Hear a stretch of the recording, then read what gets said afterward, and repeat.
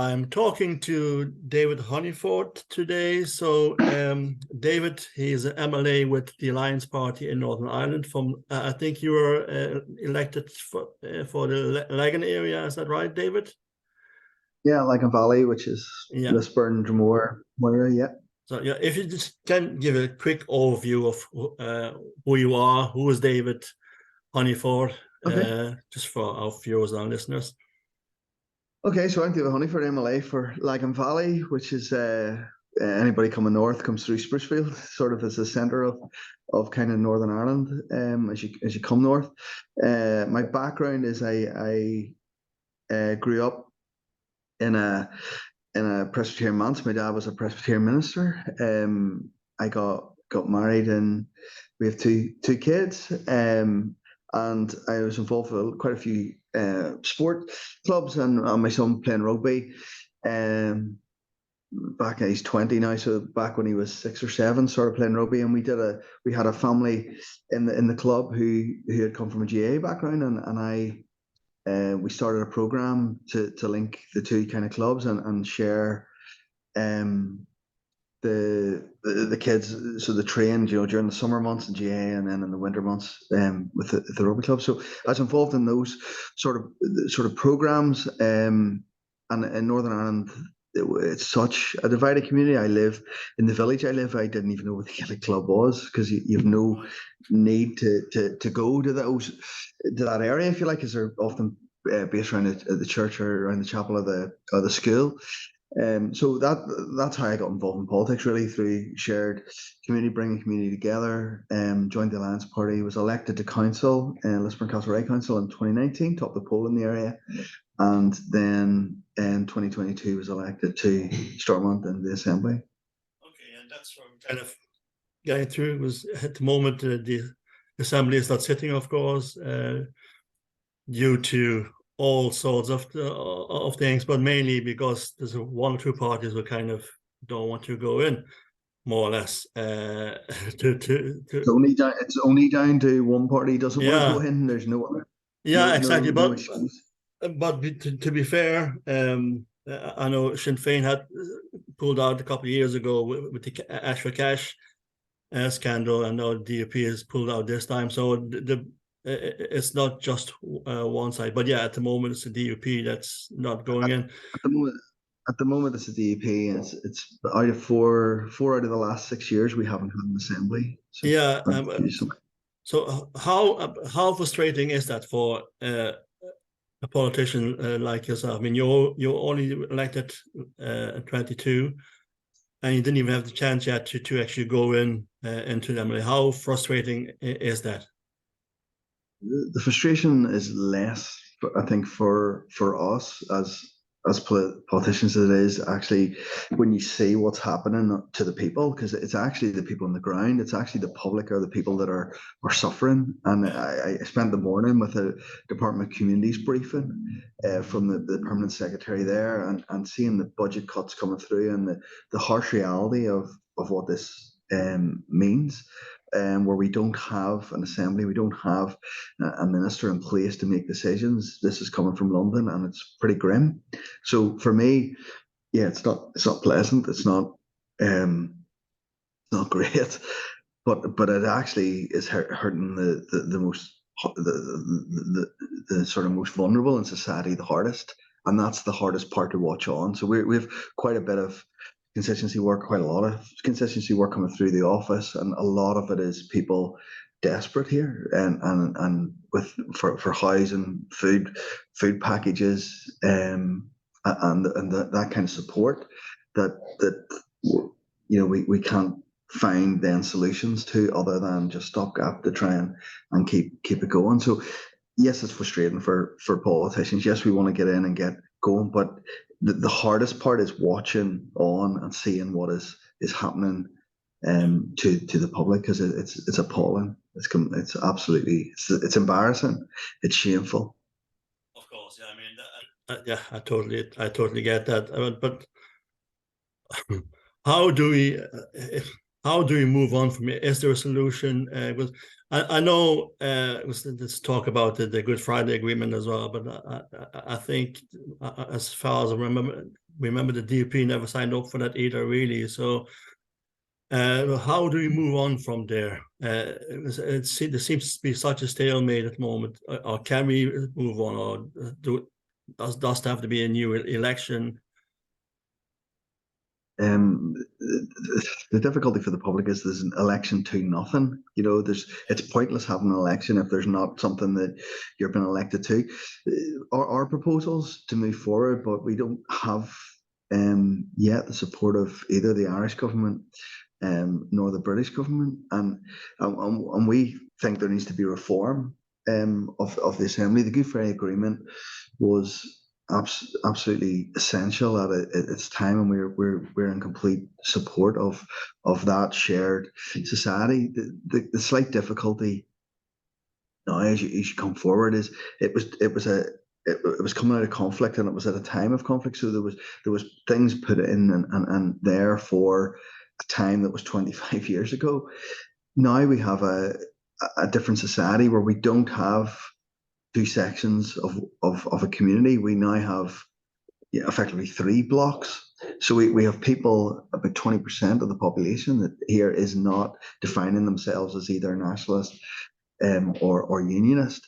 So that's the change, and what we're asking for is the simple, just a very modest reform that the rules of the Assembly don't allow one of the largest, so Sinn Féin or DUP, to walk away and pull the whole place down. That if they want to choose to leave, they choose to go into opposition like they would in any other country in the world, and that's our modest reform that we're asking for. Because if you take that option for collapsing the Assembly and that kind of strength they have then away from them, they will never go in. They will never walk away. So you then have a situation where you constantly have your government, because how do you plan for something in years to come if you don't know the Assembly's going to function in years to come? I've said there 4 out of the last 6 years we haven't sat. So how do you ever make this place work if it doesn't work politically at a level? So that's the reform that we think, and we think the Assembly, that veto for one block should be removed, and it should be, weighted majority, which was good enough for the Good Friday Agreement itself, which was 71%. So what we're saying is a vote would need to be 70%, which means you have a balance of 70% of your elected members, which would have to be a mix of right across the divide. So you have 40%, approximately 40% nationalists, 40% unionists, and 20 that don't align. And that would mean you then have to have a mix of everybody to get across. And that's the change that we think is essential to bring stability to the Assembly. I think that's a reasonable enough request as well for reform. And even if maybe, yeah, but that's the whole thing. The reason, to me, it seems to be gone out of the window a wee bit. So I think the common sense is not there anymore, and that particular party. I was thinking, even if you put in an option, you can only veto once or something like that. That still doesn't give them a complete way in or out, so to speak. Yeah. Veto in legislation is one thing, or stopping legislation, but actually collapsing the place. The whole place. It's that's the fact that they can walk away and completely collapse, and that's the issue. Yeah, I mean, as you can gather, I'm not from Ireland. I'm actually from the Netherlands. Believe it or not, I'm a Dutch Orangeman married to an Irish Catholic girl. So it does work if need be. So yeah, but okay. This is a hypothetical. What if the DUP says, okay, we fulfilled all those 7 criteria they're going for, and we're going in? What will be the next step then for you as an alliance party? Yeah, I'm sure you want to grow the party, but we get straight to work to deliver for people what we were elected to do. We do the job that we were elected and entrusted by the public to do, and we bring forward our agenda from our manifestos and the issues that are and the values that are important to us. Yeah, it's what every other politician in every other country in the world. You're asking me what? That's what everybody's elected to do anywhere in the world. It just happens to be Northern Ireland is we've affiliated. That's what I mean. And as I said, because I know the Alliance Party, and I often call us the common sense party, but you would think the same for politicians DUP. They would have the same desire. You're elected, you want to do something, and that seems to be lacking there. And that's something for, of course, you can talk for them, but I think for the wider population, it seems to be a bit of a mystery, or what kind of, why, as you said yourself, why can't they just remove that option that they can collapse the whole assembly? So, but you say you haven't got any support from both British and Irish government. So both suggest that they'll look at it once after they go back in. There's a change of mandate, and both suggest that the difficulty with that is once you go back, once they the assembly's back and functioning, it gets so busy with the day to day that the reforms that are needed are fears that get set aside, and that's the difficulty. That reform piece needs to happen. We need reform to take that veto away from a party walking away, and the sooner it's done, the better. And remove that veto there. You asked about why they don't see, or why the only observation I can make very clearly is they're interested in themselves rather than the people, and they're protecting their own jobs and their own party first rather than people first, whereas we come from a completely different value system, and that's the difference. And I think, of course, the same issue goes for Westminster, the party in power there now. It also seems to be like party first before people. I mean, but I understand that even the DUP is voting with Boris against the whole Boris Johnson debacle. Yeah, no, that sounds really. I mean, that's what I mean. Like, I mean, it's just, yeah. Where do you go from there? I sat in a meeting this morning and with the Department of Communities and a briefing. So there was two from each party, there from Sinn Féin, DUP, and ourselves, and they were briefing us on the colossal damage, basically, that the budget they've been set and they have to deliver. And we went through it all, and one of the reps from the MLS from the DUP asked a question of how this could be. How do we get, the self-awareness is just non-existent. The shameless that you couldn't shame or embarrass these people. The officials were looking around the room and where do we look now? Roll their eyes. Like, it was absolutely appalling. The self-awareness is just not there, sadly.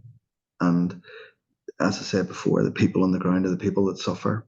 And we're talking about issues of homelessness and payments to just get people basic food to get families through, and that's just lost. I might be wrong in thinking this, but as I understand it, even if there would be another election, and say the DUP gets hit so badly that they might only have 2 or 3 MLAs left, they still can pull out and still veto the vote, and they can still collapse No, that wouldn't happen though in an election. In terms of, we just ran through an election, a local government, a local government election, and unionism as a whole dropped. It's very minor. It's 38% approximately. It was 40%. So the DUP don't have a veto on that. It's the community. So the biggest party so it's not quite they have it personally have a veto. It's because they're the biggest party of unionism. They have a veto. But we have another election tomorrow, and you know. We've just had an election in May, and it was basically around about the same. We were slightly up, Sinn Féin were slightly up, and the DUP were slightly down, but it was more or less the same of what was a year ago. So it's nothing would be changed, and it's not going to bring an assembly back. That's not going to make a difference here. They are trying to find a way out of the cul-de-sac they dug themselves. This all boils from Brexit. They backed Brexit, and that's the start of this. They went, and this all comes from there. And the UK economy is dropping, and this all feeds from that the budgets to Northern Ireland now it's like a punishment for not having an assembly. So it's building anger and resentment in the population, but people will still vote along those lines approximately, or did within the last 2 months. I suppose that's only if it changed everything fundamentally that will change, I suppose, but that's probably not going to happen anytime soon. But to me, it sounds like them shooting themselves in the foot, then walking away limping, and then asking, how did that happen? That's exactly, yeah. The very thing, we had very recently a unionist MLA. I think for the Southern audience, it's understanding. So I come from the unionist sort of background, but it's understanding the psyche isn't, in a sense, logical in the way you would think. So we had an MLA recently who, and it was about cuts to welfare, cuts to health. Health is appalling here. The health outcomes are appalling. Our health service is on its knees. Our education system is been squeezed. And he described all of those issues as trivial over the union. Over the union. So the union comes first, and everything else he described as trivial. Everything, and that's where they are. As political leaders, the public aren't there on the ground, but as political leaders, that's where a lot of them reside in their thinking. Evil way I think about it.